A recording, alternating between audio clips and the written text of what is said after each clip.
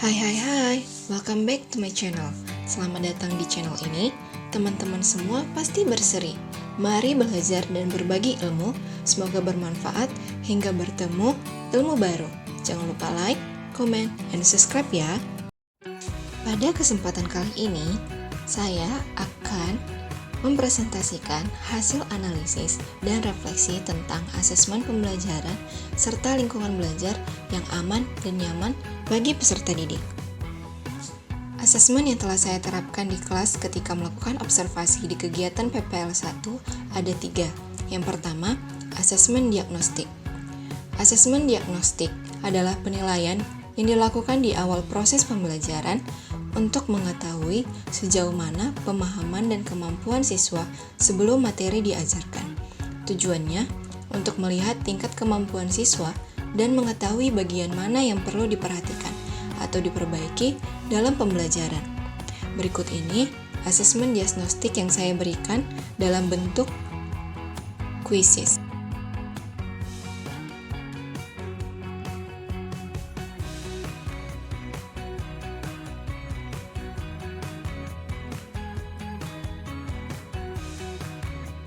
Yang kedua, LKPD. LKPD atau Lembar Kerja Peserta Didik adalah sebuah alat yang digunakan dalam pembelajaran untuk membantu siswa memahami materi dengan cara yang lebih praktis. Dalam pembelajaran berdiferensiasi, LKPD dirancang agar sesuai dengan tingkat kemampuan dan kebutuhan setiap siswa, sehingga mereka dapat belajar dengan cara yang lebih efektif dan sesuai dengan kemampuannya. Berikut ini LKPD yang saya berikan sesuai dengan pembelajaran berdiferensiasi, membagi 3 kelompok LKPD, yakni LKPD dengan kemampuan baru belajar, LKPD dengan kemampuan sedang berkembang, dan LKPD dengan kemampuan mahir.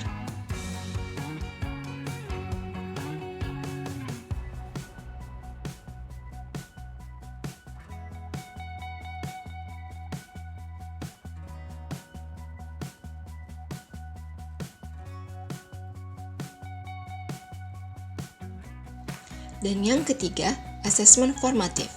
Asesmen formatif adalah penilaian yang dilakukan selama proses pembelajaran untuk mengetahui sejauh mana pemahaman siswa. Tujuannya untuk memberikan umpan balik agar siswa dapat memperbaiki dan meningkatkan pemahaman mereka sebelum materi lebih lanjut diajarkan. Berikut ini asesmen formatif yang saya berikan berupa 2 soal uraian dan juga ada kunci jawaban dan juga penskorannya.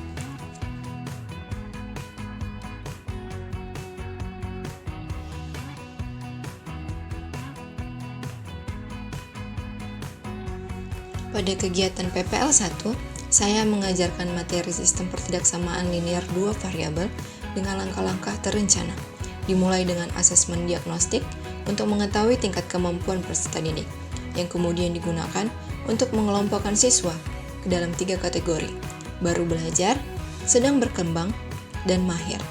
Saya bekerja sama dengan guru Pamong untuk memastikan pembagian kelompok sesuai dengan hasil asesmen meskipun memerlukan waktu yang cukup lama.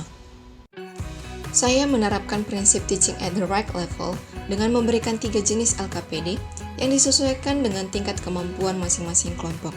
Kelompok baru belajar diberikan soal sederhana, kelompok sedang berkembang soal menengah, dan kelompok mahir soal yang lebih kompleks. Soal-soal tersebut juga mencoba mengintegrasikan prinsip culturally responsive teaching meskipun terbatas pada budaya umum. Sebagai asesmen formatif, saya memberikan 2 soal uraian untuk mengukur pencapaian tujuan pembelajaran, yaitu kemampuan peserta didik, memodelkan soal cerita, dan menyelesaikannya dengan menggambarkan grafik. Penilaian dilakukan dengan menggunakan rubrik yang sesuai dengan tujuan pembelajaran. Langkah-langkah ini bertujuan untuk membuat pembelajaran lebih terarah, relevan, dan sesuai dengan kebutuhan peserta didik. Berikut ini asesmen-asesmen yang saya berikan, dimulai dari asesmen diagnostik, LKPD, dan juga asesmen formatif.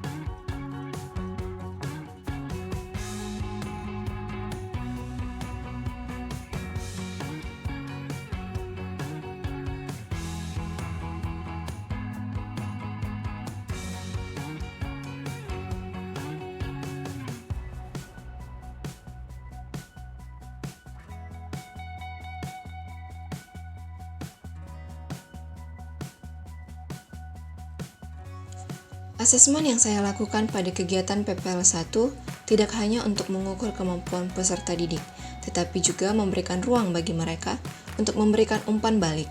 Mengingat peserta didik di usia 16 tahun ke atas sudah berada pada tahap operasional formal menurut Piaget, asesmen seperti soal uraian dan diskusi kelompok efektif untuk membantu mereka berpikir kritis dan merefleksikan pembelajaran.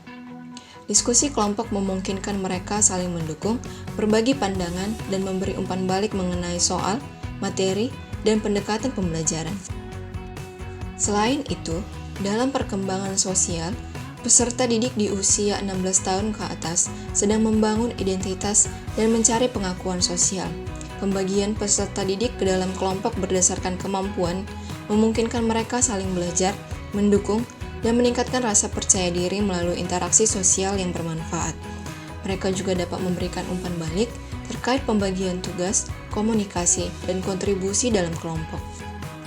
Peserta didik juga dapat memberikan umpan balik melalui soal uraian mengenai kesulitan yang mereka hadapi dalam memahami materi.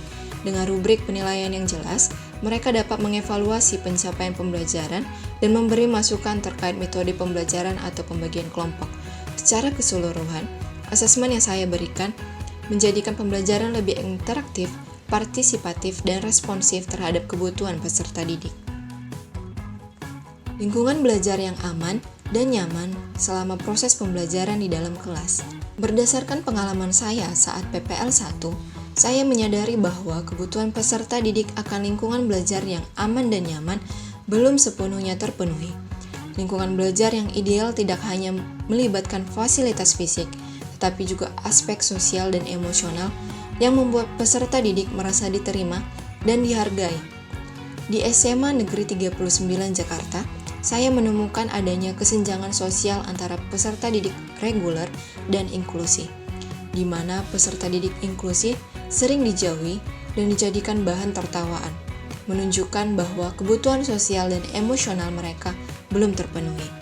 Sekolah dan guru telah berupaya mengurangi kesenjangan ini dengan mengintegrasikan peserta didik inklusi ke dalam kelompok belajar reguler, meskipun hasilnya belum maksimal. Kerjasama antara guru, keluarga, dan masyarakat sangat penting untuk menciptakan lingkungan yang aman dan nyaman. Guru dan orang tua telah menjalin komunikasi yang baik mengenai pencapaian dan perilaku peserta didik, yang terlihat saat pembagian rapor, di mana orang tua dan guru berdiskusi tentang perkembangan anak. Namun, komunikasi antara sekolah dan masyarakat sekitar masih belum terlihat jelas. Meskipun demikian, masyarakat tetap menjaga ketenteraman dan mendukung proses pembelajaran yang nyaman. Dan dengan kerjasama ini, diharapkan lingkungan belajar dapat semakin mendukung perkembangan peserta didik secara menyeluruh. Menciptakan lingkungan belajar yang aman dan nyaman ketika proses pembelajaran berlangsung serta membentuk karakter disiplin positif. Guru di SMA Negeri 39 Jakarta berperan penting dalam menciptakan lingkungan belajar yang aman, nyaman, dan membentuk karakter disiplin positif dengan beberapa pendekatan.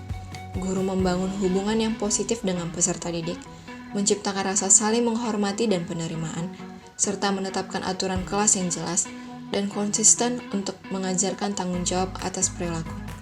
Penguatan positif berupa pujian dan penghargaan diberikan untuk memperkuat sikap disiplin dan motivasi internal peserta didik.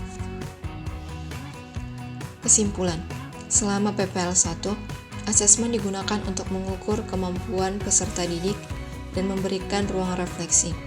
Dengan pengelompokan berdasarkan kemampuan untuk mendukung pembelajaran yang relevan. Lingkungan belajar yang aman dan nyaman diciptakan melalui integrasi peserta didik reguler dan inklusi, penguatan hubungan positif, aturan kelas yang konsisten, serta pendekatan berbasis solusi. Guru berperan penting dalam menciptakan suasana yang inklusif, memberikan ruang ekspresi, dan mendorong kolaborasi antar peserta didik.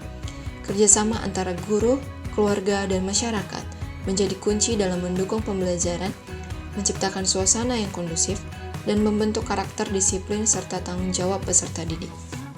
Demikian pembahasan kita kali ini, semoga bermanfaat dan menambah inspirasi.